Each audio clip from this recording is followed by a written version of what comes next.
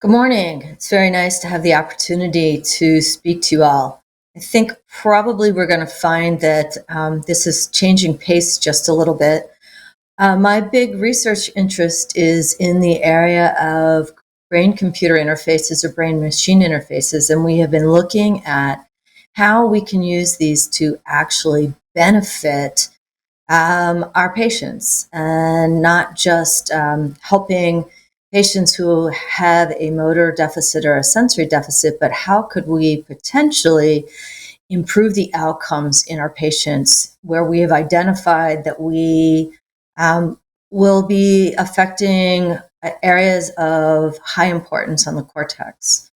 I am going to be describing some devices that currently are being used under IDEs, and that's my only disclosure. I have no financial disclosures. I really think of the work that we're doing as falling into the realm of restorative neurosurgery. We know that people have been looking at restoring hearing with cochlear implants, and that's been really quite successful. We've been looking at restoring vision with retinal versus cortical implants. And while that has not moved nearly as far as the restoration of hearing, we are seeing that we are making inroads in that. If we think about restoring communication and whether that is really the ability to use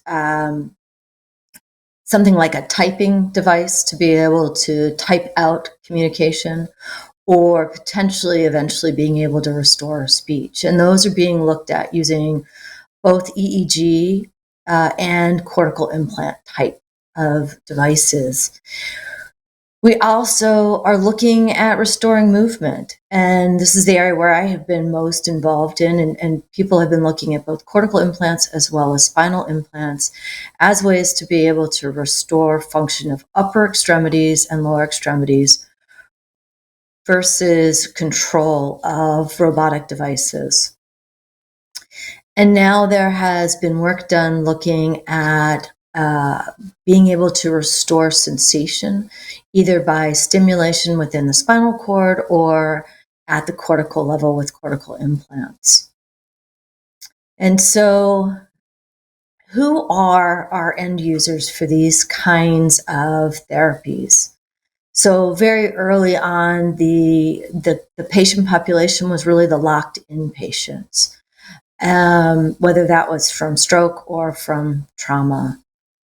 That has really been expanded to include a wider variety of quadriplegic patients, again, either who have suffered stroke, trauma, or in some cases, neurodegenerative disorders that have left them quadriplegic.